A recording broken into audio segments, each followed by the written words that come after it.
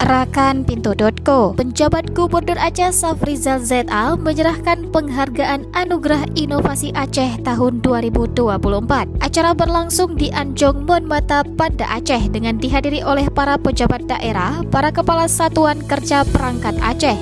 Safrizal ZA menyampaikan apresiasi kepada semua pihak yang telah berkontribusi dalam mendorong inovasi di Aceh. PJ Gubernur Aceh menekankan pentingnya inovasi sebagai kunci untuk meningkatkan kualitas pelayanan publik dan menjawab kebutuhan masyarakat yang terus berkembang. Rumah Sakit Umum Daerah Zainul Abidin meraih penghargaan sebagai Satuan Kerja Perangkat Aceh Terinovasi Terbaik. Penghargaan ini diberikan atas inovasi yang dilakukan RSUD Zainul Abidin dalam pelayanan kesehatan yang dinilai berhasil memberikan dampak positif bagi masyarakat. Selain RSUD Zainul Abidin, sejumlah SKPA lain juga menerima penghargaan sangat inovatif, sementara yang menerima penghargaan terinovatif hanya RSUD Zainul Abidin.